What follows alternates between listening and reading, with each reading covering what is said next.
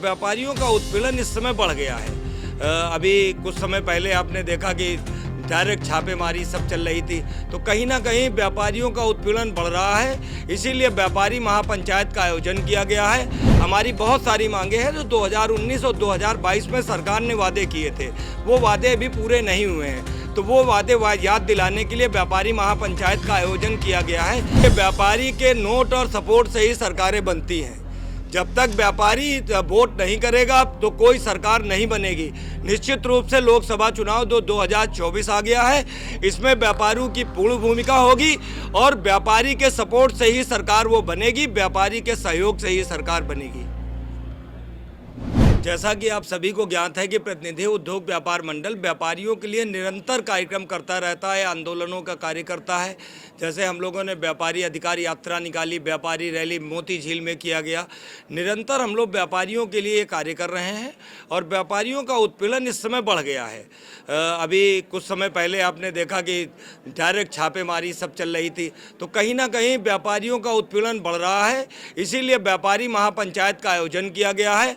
इस महापंचायत के माध्यम से माननीय प्रधानमंत्री जी से, माननीय मुख्यमंत्री जी से को हम लोग ज्ञापन के माध्यम से भी बातों को पहुंचाएंगे, क्योंकि जिस तरीके से हम लोगों का उत्पीड़न हो रहा है उसको तत्काल रोक लगानी चाहिए।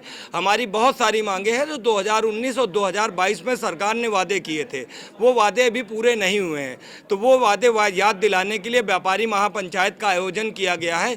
ये आज कानपुर में शुभारंभ हो रहा है और ये प्रदेश के सभी जनपदों में व्यापारी महापंचायत का आयोजन किया जाएगा। इसके माध्यम से व्यापारियों को जोड़ते हुए सरकार तक ज्ञापन के माध्यम से, कार्यक्रमों के माध्यम से अपनी बात को हम पहुंचाएंगे।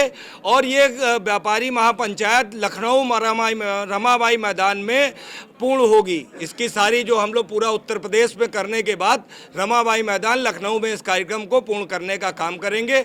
हमें आशा है कि जो हम लोगों की मांगे हैं उस मांगों को सरकार मानने का काम करेगी। जैसे मंडी शुल्क की बात है, व्यापारी आयोग गठन की बात हो रही है, और एक बड़ी बात आयकर में भी कम से कम 5 लाख की छूट जो है सरकार को देनी चाहिए। ऐसी कुछ मांगे हैं, उसको सरकार को पूर्ण करना है।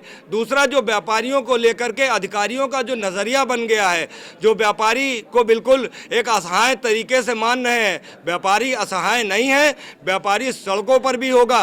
व्यापारियों की बातों को पूर्ण हो और व्यापारियों का अगर उत्पीड़न किसी अधिकारी के द्वारा हुआ तो निश्चित रूप से आंदोलन का काम हम सारे लोग पूरे प्रदेश में इकट्ठा होकर करेंगे। निश्चित रूप से देखिए, व्यापारी के नोट और सपोर्ट से ही सरकारें बनती हैं। जब तक व्यापारी वोट नहीं करेगा तो कोई सरकार नहीं बनेगी। निश्चित रूप से लोकसभा चुनाव 2024 आ गया है, इसमें व्यापारियों की पूर्ण भूमिका होगी और व्यापारी के सपोर्ट से ही सरकार वो बनेगी, व्यापारी के सहयोग से ही सरकार बनेगी।